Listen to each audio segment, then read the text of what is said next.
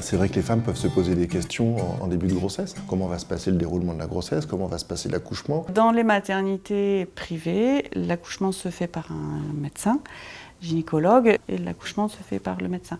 Dans les maternités publiques, les accouchements qui se passent bien, c'est la sage-femme qui fait l'accouchement. C'est la sage-femme qui sera de garde ce jour-là. Donc ce ne sera pas une continuité personne à personne. Le suivi de la grossesse, la prise en charge de la grossesse ne repose pas que sur une personne, sur un gynécologue ou une sage-femme, mais sur une équipe qui est parfaitement soudée et qui travaille dans les mêmes conditions, avec le même discours, les mêmes langages. La césarienne est un accouchement, comme je l'ai dit, 15 à 20% des patientes, des femmes en France accouchent par césarienne, donc ce qui est quand même pas négligeable. Même si celui-ci est fait dans une enceinte particulière qui est un bloc opératoire et non plus un bloc d'accouchement, nous essayons dans la grande majorité des cas à pouvoir faire en sorte que cet accouchement se fasse dans les meilleures conditions pour l'accueil de ce bébé, avec la maman et le père qui est à ses côtés.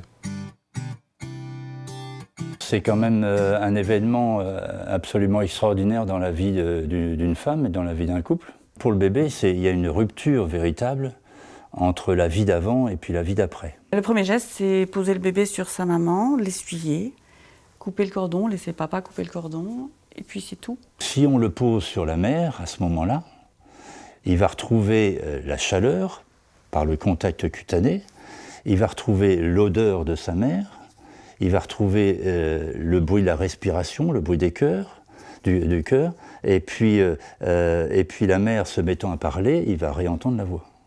Donc tout ça va permettre de le sécuriser, de le rassurer. Et le pot à pot, ça veut dire ne pas perturber ça, ça veut dire ne pas prendre le bébé, même 5 minutes, pour aller faire des soins. Tout ce qui peut être retardé est retardé. Si bien sûr le bébé a besoin de soins médicaux, il les aura. Le bébé qui vient de naître, il est envahi d'hormones de bon stress de la naissance, et donc il est très compétent, ce bébé-là. Il a les yeux grands ouverts, il s'agrippe, il s'enfouit, il grimpe, il est calme. Il ne pleure pas, donc c'est du stress en moins. Et puis surtout, ça le met en bonne situation pour commencer à rentrer en relation. C'est le propre des humains, justement, aussi. C'est pas que réchauffer un bébé, c'est pas que lui donner à manger, c'est ça aussi, hein, mais c'est aussi créer un lien.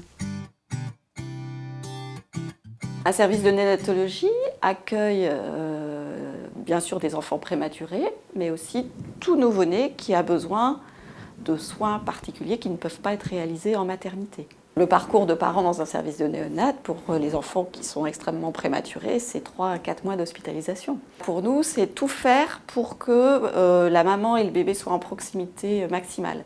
Donc quand une maman vient d'accoucher prématurément, c'est vrai qu'on va l'accueillir dès que possible dans les chambres mère-enfant à côté du bébé pour qu'elle puisse être présente à tous les soins et dès que possible que le bébé aille même dans sa chambre à elle. On connaît le poids pour ses parents d'avoir à accueillir un enfant prématuré et le stress que ça leur occasionne.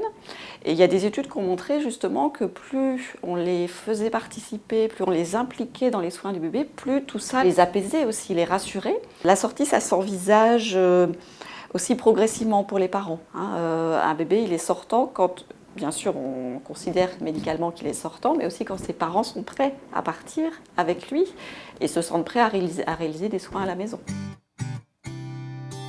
La question vraiment principale, c'est qu'est-ce qu'on va lui donner à manger à ce bébé? On peut allaiter son bébé avec le lait de sa maman ou on peut partir sur ce qu'on appelle une préparation pour les nourrissons.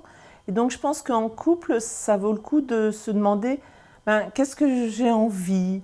Qu'est-ce qui me plaît dans l'idée d'allaiter? Qu'est-ce qui ne me plaît pas? Actuellement, on a cette possibilité pour des mamans qui hésiteraient à allaiter de donner une première tétée au moment de la naissance, dans la magie de la découverte du bébé, et puis de faire le point. Est-ce que ça me plaît ou est-ce que ça ne me plaît pas? La plupart du temps, on intervient surtout juste après la naissance. Souvent, en fait, on échange avec la maman sur le rythme, on répond à ses questions. Est-ce que bébé a assez? Ça, souvent, elles sont assez inquiètes par rapport à ça. Et puis, du coup, on en profite pendant cet échange pour mettre bébé au sein, parce que c'est l'occasion de revoir un petit peu les positions, les conseils. Et la consultation de lactation, c'est aussi l'accompagnement dans le sevrage, ou alors aussi l'accompagnement dans la reprise du travail et poursuite de l'allaitement maternel.